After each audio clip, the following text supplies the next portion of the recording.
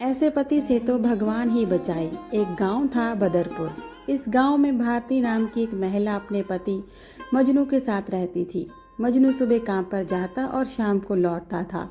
मजनू, तुम आजकल घर पर बिल्कुल भी ध्यान नहीं दे रही हो। भारती, अगर ध्यान नहीं देती होती तो सब कुछ अपने हाथों से करना पड़ता।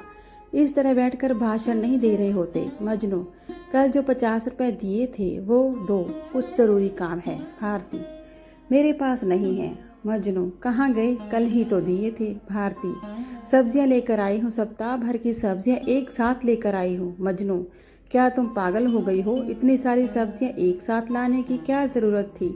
मुझे तो एक कटोरी भरकर भी सब्जी नहीं देती, तो इतनी सब्जी का क्या करोगी? भारती, अगर आपको सब्जी नहीं देती तो क्या मैं खुद खा जाती हूँ? ये जो तुम्हारी तोंद है ना, वो ऐसे ही नहीं बढ़ रही। मजनू, देखो, मेरे पेट के बारे में कुछ भी मत कहा करो, नहीं तो। भारती, नहीं तो क्या? मजनू, नहीं तो अच्छा नहीं होगा। भारती, अरे जाओ जाओ। मजनू, जुबान संभाल के। भारती, अरे कहाँ ना जाओ। मजनू भारती के ऊपर हाथ उठाते उठाते रुक जाता है। भारती, क्या हुआ? रुक क्यों गए? बस यही देखना बाकी रह गया था। मजनू, मैं औरतों पर हाथ नहीं उठाता। भारती गुस्से से कहीं बाहर चली गई। मजनू भी काम पर निकल जाता है। जब मजनू शाम को घर वापस लौटता है तो घर में कोई भी दिखाई नहीं देता। मजनू, अरे सुनती हो, कहाँ गई? लेकिन कोई भी आवाज़ नहीं आती। मजनू, अरे कहाँ गई तुम? जल्दी से पानी लेकर आओ। लेकिन कोई आवाज़ नहीं आती।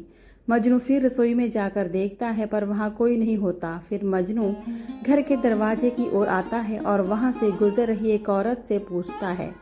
मजनू, दादी, क्या आपने भारती को कहीं जाते हुए देखा है? दादी, नहीं बेटा, मैंने तो सुबह से उसे नहीं देखा। तभी गांव का एक आदमी भागता हुआ मजनू के पास आता है। आदमी, भैया वो भाभी। भाभी वो? मजनू, मैं भी तुम्हारी भाभी को ही तो ढूंढ रहा हूँ। आदमी, अरे भैया वो भाभी वहाँ। मजनू, कहाँ है वो, बताओ। आदमी, भैया आप मेरे साथ चले। आदमी मजनू को जंगल की तरफ लेकर जाता है। वहाँ पर काफ़ी भीड़ होती है। मजनू को देखते ही लोग रास्ते से हट जाते हैं। वहाँ सामने एक लाश पड़ी हुई होती है जिस पर कफन डाला हुआ होता है। मजनू, अरे ये कौन है? क्या हुआ है इसे? आदमी, भैया हमें बताने की हिम्मत नहीं है, आप खुद ही देख लो। मजनू ने जैसे ही कपड़ा उठाया वह जमीन पर बिखर गया और चीख चीख कर रोने लगा। भारती, भारती उठो, ये तुम्हें क्या हो गया? आदमी, भैया ये अब कभी नहीं उठेंगी। पिछले 2-3 घंटे से हम तुम्हारा इंतज़ार कर रहे थे। मजनू, भारती तुम उठो, मजाक मत करो मेरे साथ, चलो उठो, घर चलते हैं। आदमी, भैया संभालो अपने आप को। मजनू, हे भगवान, ये क्या हो गया? मेरी तो दुनिया ही उजड़ गई। तभी 2 पुलिस वाले वहाँ पहुँचते हैं और लाश का मुआयना करने लगते हैं। गांव वालों ने किसी तरह मजनू को संभाल लिया था। एक पुलिस वाला लाश से हल्का कपड़ा उठाता है और कहता है, ये हत्या का मामला है, किसी ने यहाँ कुछ होते हुए देखा है? आदमी, नहीं साहब, हमने तो कुछ नहीं देखा है, मुझे तो इस नथु ने बताया था। नथु साहब, मैंने तो कुछ नहीं देखा, मैं इस रास्ते से गुजर रहा था तो देखा भाभी यहाँ पर पड़ी हुई हैं। पास आकर भाभी की नब्ज देखी तो कोई हलचल महसूस नहीं हुई। तभी मैंने गांव वालों को बुलाया। पुलिस वाला, इसका मतलब इसकी हत्या कैसे हुई है इसके बारे में तुम लोगों को नहीं पता? गांव वाले, नहीं नहीं साहब। पुलिस वाला, हम इस लाश को पोस्टमार्टम के लिए ले जा रहे हैं। तभी एक एम्बुलेंस वहां आती है और लाश को पोस्टमार्टम के लिए लेकर चली जाती है। अगले दिन एक पुलिस वाला मजनू के घर पहुंचता है।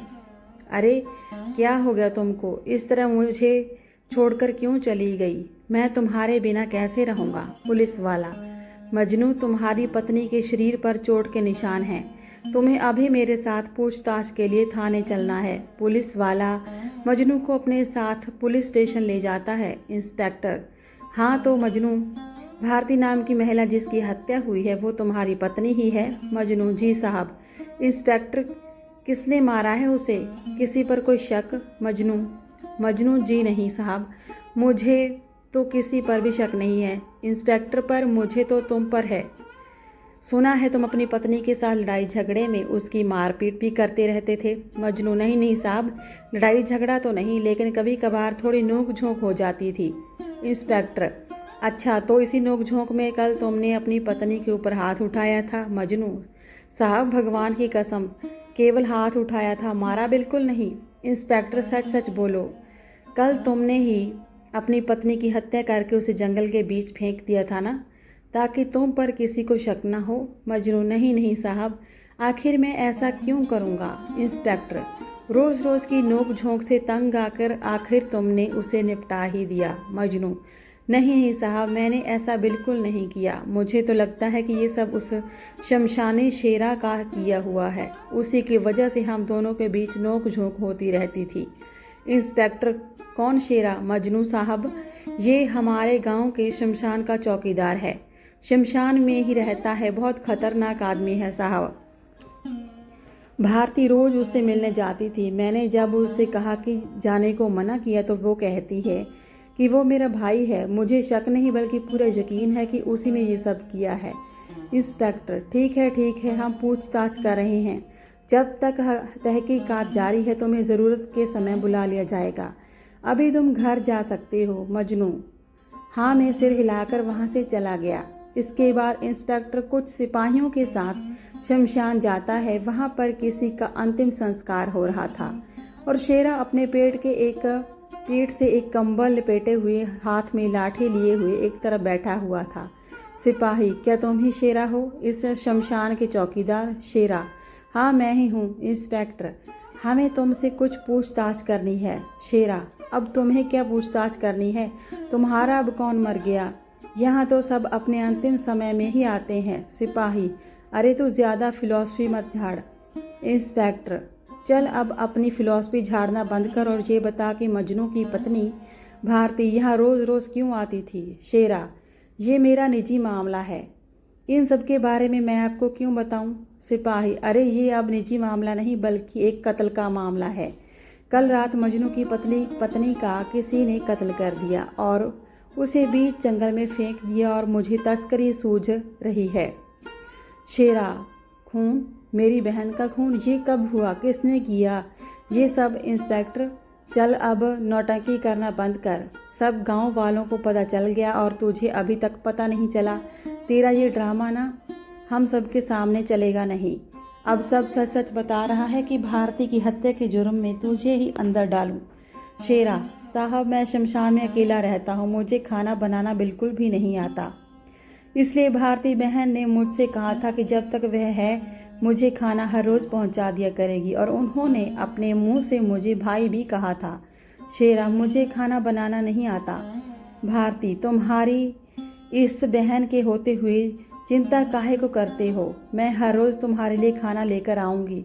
शेरा, सच बहन। भारती, हाँ, क्यों नहीं, लेकिन मेरा पति बहुत कंजूस है, तुम्हें खाने का खर्चा भी नहीं देना होगा। शेरा, हाँ बहन, मैं तुम्हें रुपए 200 दे दिया करूँगा। भारती, 200 रुपये तो 10 दिन भी नहीं चला करेंगे। एक काम करना, तुम मुझे 500 रुपये दे दिया करना। शेरा, हाँ ठीक है। शेरा, भारती बहन मुझे खाना देने आती थी और महीने पर मैं उसे 500 रुपये दे दिया करता था। इंस्पेक्टर, मैं कैसे मान लूँ कि तू जो बोल रहा है सच बोल रहा है। मजनू ने तो इस बारे में ऐसी कोई बात नहीं बताई। शेरा, इस बारे में किसी को भी नहीं पता। भारती बहन ने इस बारे में किसी को बताने के लिए मना किया था और अगर मजनू को इस बारे में पता चल जाता तो वह उन पैसों को भी शराब में उड़ा देता। इंस्पेक्टर, अरे तो हम कैसे मान लें कि तू जो बोल रहा है सच बोल रहा है, कोई सबूत है तेरे पास। शेरा, साहब सब्जी वाले को ये बात पता है, भारती बहन ने खुद उसे इस बारे में बताया था। सिपाही, अब ये सब्जी वाला कौन है। शेरा, रामनाथ सब्जी बेचता है और उसे सब कुछ पता है। सिपाही, सर मुझे तो लगता है कि मजनू की पत्नी का खून इसी ने किया है और अब ये कहानियाँ बना रहा है। शेरा, नहीं साहब, मैं ऐसा कभी नहीं कर सकता। जिस औरत ने मुझे बहन बनकर खाना खिलाया मैं उसके साथ नमक हरामी कभी नहीं कर सकता। शेरा, मैं हर रोज़ लोगों को इस शमशान में मिट्टी बनते हुए देखता हूँ, मुझे जीवन की अहमियत अच्छे से पता है। आप मेरी बात का यकीन करो, मैं ऐसा कभी भी ख्यालों में भी नहीं सोच सकता। इंस्पेक्टर, अरे ठीक है, ज़्यादा ज्ञान देने की ज़रूरत नहीं, हम अपने तहकीकात कर रहे हैं। जब तक मजनू की पत्नी का खूनी पकड़ा नहीं जाता तब तक इस गांव को छोड़कर जाने की ज़रूरत नहीं है। शेरा हाँ में सिर हिलाता है। उसके बाद सिपाही और इंस्पेक्टर दोनों पुलिस की गाड़ी में बैठकर चले जाते हैं। सिपाही, सर मुझे तो लगता है भारती की हत्या इस शेरा ने ही की है। पकड़ा जाने के डर से कहानियां बना रहा है। इंस्पेक्टर, ना ना, वह ऐसा काम नहीं कर सकता। उसके सामने लोगों की चिता जलती है और उसके परिवार वाले रोते बिलखते हैं। वो ऐसा नहीं कर पाएगा। दोनों रामनाथ सब्जी वाले के पास पहुंचते हैं। रामनाथ, भिंडी, गोभी, तुरई ले लो। सिपाही, अरे क्या तू ही है रामनाथ? रामनाथ, जी साहब मैं ही हूँ, बोलिए कौन कौन सी सब्जियाँ दूँ? सिपाही, तेरी तो पूरी ठेली खरीदनी है। रामनाथ, क्या सच में? लगता है आज थाने में बहुत बड़ी दावत होने वाली है। सिपाही, अरे दावत तो तेरी आज मैं बनाऊंगा। हम यहाँ तहकीकात करने के लिए आए हैं, एक हत्या के बारे में पूछताछ करने के लिए, और तुझे दावत की पड़ी है? इंस्पेक्टर, बता तू मजनू की पत्नी के बारे में क्या जानता है? रामनाथ घबरा जाता है। सिपाही, अरे अब क्या तुझे सांप सूंघ गया? बता भी अब। रामनाथ, साहब भारती भाभी बहुत अच्छी सी, मुझसे ही सब्जियां लेकर जाती थी। हाँ, मगर पैसे पूरे नहीं देती थी। इंस्पेक्टर, तू शेरा और भारती के बारे में क्या जानता है? रामनाथ, हाँ, वह शेरा के लिए खाना खरीद कर लेकर जाती थी। खुद भारती भाभी ने मुझे बताया था। उन्होंने इस बात को किसी और को बताने के लिए मना किया था। उसका जो पति है ना मजनू, वो बहुत गुस्सेबाज, जो खर्चीले किस्म का आदमी है। जितना भी कमाता है सब कुछ शराब में, जुए में उड़ा देता है। इसीलिए भाभी को लगता था कि वो पैसे भी उनसे ले लेगा। इसीलिए साहब मैं बस इतना ही जानता हूँ। इंस्पेक्टर, अगर और कुछ बात है तो अभी बता दे, अगर बाद में कुछ और पता चला तो सीधा तो अंदर जाएगा। मर्डर मामला है, जमानत भी नहीं होगी। रामनाथ साहब, बस मेरा नाम बीच में नहीं आना चाहिए। इंस्पेक्टर, चल बता अब। रामनाथ साहब, कल जब भाभी सब्जी लेने के लिए आई थी तो उनके साथ उनकी पड़ोसन राशि, कलुआ की पत्नी भी आई थी। दोनों ही मुझसे सब्जियां ले रही थी। भारती, भैया आज मुझे किलो कटहल दे दो। रामनाथ, भाभी कटहल तो 50 रुपए किलो है। भारती, अरे तुम कर तो दो। शेरा भैया ने मुझे अलग से पैसे दिए हैं उसके लिए। राशि, ओ भैया ज़रा एक पाव कटहल तो देना। रामनाथ, कुछ और ले लो, कटहल तो ख़त्म हो गया। राशि, क्यों झूठ बोल रहे हो? इतना सारा तो पड़ा हुआ है। रामनाथ, वह सब तो भारती भाभी ने ले लिया। राशि, इतने का क्या करेगी? आदमी है या भूत? भारती, हाँ हाँ, अब तुम कुछ भी समझ लो, लेकिन तुमसे तो कम ही हूँ। राशि, भारती आजकल तेरी जुबान बहुत चलने लगी है, लक्षण कुछ ठीक नहीं लगते। भारती, मेरे लक्षण की छोड़ो, तुम अपने लक्षण की बात करो। राशि, मैं अभी के अभी तेरी शिकायत करके तुझे मजा चखाती हूँ। रामनाथ साहब, मुझे बस यही बात पता थी। इंस्पेक्टर, और कुछ? रामनाथ, लेकिन साहब। इंस्पेक्टर उसके पास आ जाता है और ज़ोर से 3 थप्पड़ लगाता है। इंस्पेक्टर, खूनी इसी ने किया है, गिरफ्तार कर लो इसे। सिपाही उसे गिरफ्तार करने लगा। रामनाथ साहब, मैंने कुछ नहीं किया, मुझे छोड़ दो। इंस्पेक्टर, शायद तेरी कहानी अधूरी है, चल इसे पूरा कर। रामनाथ, शायद राशि भाभी ने जाकर मजनू से शिकायत कर दी और वह वहाँ आ गया। मजनू, तुम मेरा मेहनत का पैसा अपने उस भाई पर उड़ा रही हो। जब मैंने पैसे मांगे तब तो तुम्हारे पास नहीं थे। रामनाथ, अरे भाई काहे को झूठ बोल रहे हो? भारती भाभी को तो शेरा हर महीने 500 रुपये देता है। मजनू, अच्छा तो तुम उन पैसों को अय्याशी में उड़ा देती हो। चलो मुझे दो पैसे। भारतीय, नहीं, ये मेरी मेहनत की कमाई है, मैं नहीं दूंगी। रामनाथ, अरे तुम दोनों लोग यहाँ झगड़ा मत करो, यहाँ से जाओ। दोनों में हाथापाई शुरू हो गई। मजनू ने भारती का गला पकड़ा और तेजी से पीछे की ओर धक्का मार दिया। भारती सीधा जाकर ठेली के कोने से टकराई और उसके सिर में खून बहने लगा। मजनू ने उसे उठाने की खूब कोशिश की, लेकिन उसने वहीं दम तोड़ दिया। रामनाथ, अरे भैया ये क्या किया तुमने? मजनू, अरे कुछ नहीं, अभी इसे अस्पताल लेकर जाता हूँ, ठीक हो जाएगी। और हाँ, तुम अपना मुंह बंद ही रखना, इसी में तुम्हारी भलाई है। रामनाथ साहब, उसके बाद पता चला कि भाभी की लाश जंगल के बीच मिली है। इंस्पेक्टर, तुमने बात छुपाकर गुनाह किया है।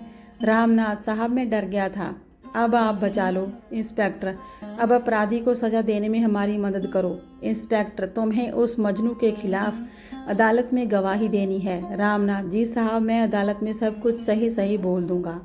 सिपाही लौटते समय, सर आपको पता चला कि रामनाथ कुछ कहाँ छुप रहा है और उसने बात को घुमाया है।